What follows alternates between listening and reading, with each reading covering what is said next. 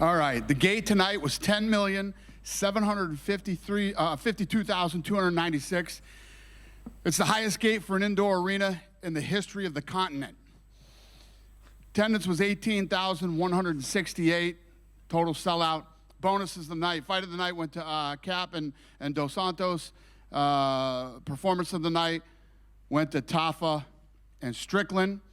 And one thing that I really want to point out, and somebody that I really want to thank, is the Premier, who got us back down here, and it's good to be back in Sydney. Thanks to him for all his hard work and love of the sport. How fucking crazy is this game? How crazy is this game? It's one of those ones where you just sit here for like the next week going, what the fuck happened there, you know? 23 years when I'm looking at the internet and reading all the bullshit and all these people that think they know about fighting, and I'm not fucking sitting here acting like this is what I thought was going to happen here tonight. But what do I always say? Never judge a fight until it happens. You never know what the hell is going to happen in this batshit nutty sport. Would you say this is one of the biggest upsets in the history of the Yeah, I sport? mean, if you think about Australia, the two biggest upsets ever in the men's and women's division has happened in Australia. What did you think of, we'll start with Israel, right? What did you think of his performance? I think some people are saying he looked very flat early on. He looked like he sort of didn't deal with the pressure Sean was giving him very well. What did you think of Israel? Israel looked like he was in slow motion. He looked like he couldn't get off. He looked like he was really stiff tonight. He looked very slow. Do you think that could be, you know, we always talk about his activity, but maybe there's something to be said that he might be overtrained at this point and maybe needs some time off? Or do you think it's just, hey, sometimes you have a bad night? Only Israel knows what's going on. I'm very curious to see what he says at this press conference tonight. You know, there are a million things that could go wrong. Some days you wake up and it's just not there, man. You just don't, it's not there. He looked bone dry when he came out tonight, standing up really tall, looked very slow, looked like he couldn't get off at all. Even in the fifth round, when everybody knew he needed a knockout to win the fight, there was no sense of urgency to try to finish the fight. So I don't know if he's hurt, if he's, or he just, you know, tonight's that night. Yeah. Did you speak to him in the cage at all? What's that? Did you speak? Yeah. I said, you okay? He said, I'll talk to you later. Okay. Then go to Sean Strickland. You know, he did what he's had to do, right? He came here, 100%. He beat the champion, 4 rounds to 1. Came into hostile territory, the whole world talking shit about him, the whole world saying he couldn't do it, a 7-1 underdog, came in, almost finished him in the first round, and won the championship, won the world title, man. So everything that we're talking about right now about how crazy this sport is, when opportunities arise, you jump on them and you take them. And, you know, you should never turn down fights when you get the call, especially if it's for a world title. Yeah. Sean's an interesting character, right, to have as champion? Yeah, you think? Yeah. You know, just I'm sure it's going to get crazy in here in a little while. Yeah. Just, you know, just this week we had the thing with the fan, and I know that he was kind of exaggerating as he does, but do you need to say, like, look, if you're going to be our promotions champion, can you cut some of that out? Or do you just think, well, let's just see what happens? You know the answer to this question. Listen, we put this guy in the spot. And, you know, there was no, holy shit, we didn't know this was going to happen going into this, you know. Who the hell knows what's going to happen in here in 15, 20, 30 minutes whenever he gets in here. So it is what it is. This is the fight business, boys and girls. Yeah. And he is one of the nuttiest in the sport. Yeah. Outside of that, the Manel Cap fight against a newcomer who looked amazing too, in Dos Santos. You know, you gave it fight of the night, but what did you think of that great flyweight matchup? Yeah, fight of the night, and you know, wow, how durable and tough that kid is. I love kids. Again, a kid that got an opportunity, and he came in. He didn't come here to just show up and get paid. He came here to win tonight. I think that kid has a really bright future. I know what the answer is usually to this, but Manel's post-fight speech used a homophobic word.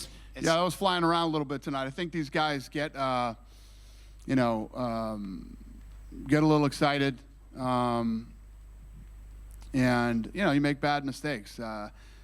Radke did the same thing, you know, and you know me. We didn't run over to him and say, you better apologize and you better, he did that on his own. You know, when he got back stage, he was embarrassed and, you know, got caught up in the moment. And did you guys talk to him tonight? No, not so he yet. felt like he was treated like shit and, all that stuff. And, got emotional and whatever reason. We make mistakes. I am not holier than thou either. So we've all been in positions where we've made mistakes. And like I always say, it's how you recover from it and how you carry yourself after you make the mistake. And he came out and apologized on his own free will. We didn't tell him to do anything. And the fact that he did that means he means it. I don't make anybody apologize for anything. You do what you want. You're grown men and women. You're able to say whatever you want. He did it. He came back. He was embarrassed, and he apologized. So I'm sure some people will accept his apology, and some people won't. Last one for me, just going back to the madness of the main event. Traditionally, we see dominant champions get an immediate rematch, right? But Israel just had one of those with the Pereira fights. So do you I know this is a Tuesday question, but do you sort of think, well, let's just book it again because Israel looked so off? Or do you just sort of see how the division plays out and leave Israel on the side for a moment? No, I think you do the rematch, absolutely. The rematch is interesting. That could be the thing, too. When you think about you're going into the Pereira fight, such a big fight, and you've been in there with this guy so many times, and then you overlook Strickland, and you come in and I don't know. I don't know the answers to these questions, but Israel does, and I'm looking forward to hearing it. Thank you. Dan, is there any medical update on Jack Jenkins? He's the one that his arm snapped in half in there. Oh, yeah, I know.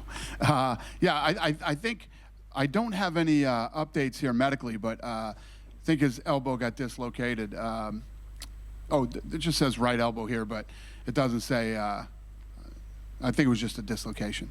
And I'm just curious, how do you come up with a list for bonuses tonight? Because obviously Volkov became the third fighter ever to get a Ezekiel choke. Tyson Pedro had a big performance to kick off this main card. So how do you narrow down just 2-3 names on a? Yeah, Pedro deserves something too. There's guys that these guys we felt won the 50,000, and other guys that did really well tonight will get kicked some money too. And so this is just kind of going off. This is just me being curious. Have you ever thought of just doing a stoppage bonus rather than a performance bonus, like a finish bonus for just anyone who gets a finish, rather than selecting 2 or 3? Nah, this kind of works.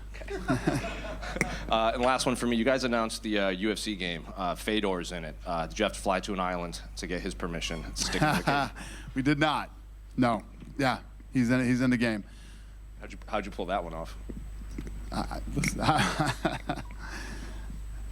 don't know. I guess he wants to be in the game. We paid him an obscene amount of money. I don't know, one or the other. Hey, Dana, just a quick one on Sydney. It was pretty remarkable to see CKB with 6 fights on one card. What's your reaction to sort of what the gym's been able to do in the region and just the card overall? Yeah, it's incredible. It's incredible what that team has done. And, if you saw some of the footage leading up to the fight, how many people are in that gym training at one time, and they treat Izzy just like they treat everybody else, and Volk, and it's impressive. It's impressive what they built here. For a rematch like Strickland and Adesanya, if that does happen, do you do this in this region yet again because of the fan base, because of the support, potentially maybe even New Zealand, or is that something that you think happens overseas now?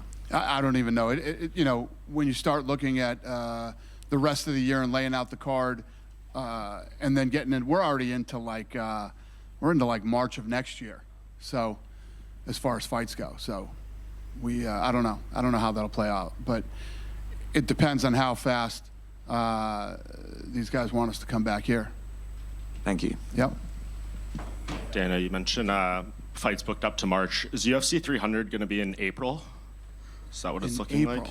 I don't know off the top of my head.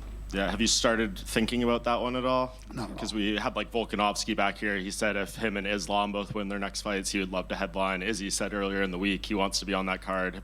People haven't started coming to you yet? There's a lot of stuff that's going to happen between now and then. Yeah. Laura Sanko joined the commentary booth for her pay-per-view debut tonight. Did you get to listen to much, and what did you think? Yeah. The commentary team tonight was awesome. They killed it. Yeah. Do you think she'll get more opportunities on pay-per-views going forward? Sure. Yeah, she's a rock star, man. She's very good at what she does. Yeah, and earlier this week, Tyson Fury and Francis Ngannou did a press conference ahead of their fight, and Tyson was saying after this one, he wants to revisit the John Jones fight, potentially, that you guys were working on. Is that something that would appeal to you at all, depending on how that goes? I don't know. We'll see how it plays out. What do you think of Francis, that he was able to get that fight? We haven't heard you really speak on that. No, good for him. Thank you. Yeah. Dana, just over here.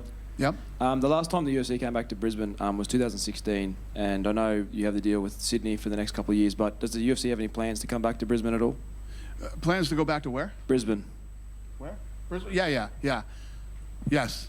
Listen, we're gonna go everywhere. Now that hopefully the world is back and heading in the right direction again.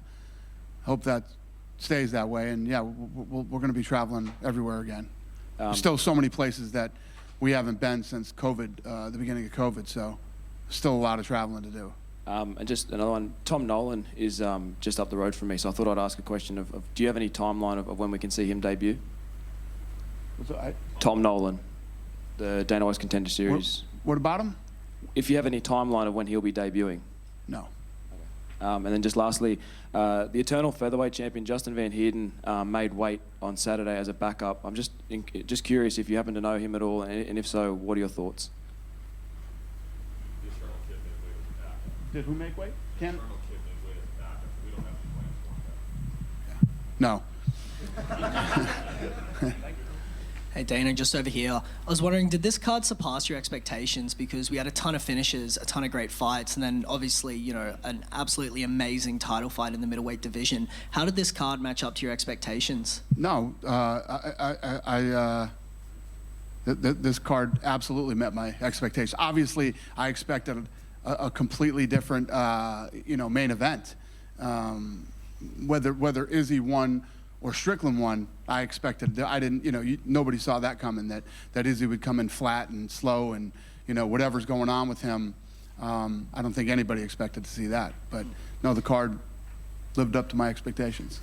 And speaking on Tai Tuivasa, obviously a tough loss tonight, but I think Tai really falls into that category of fan favorite fighters whose stock never drops too much with a loss.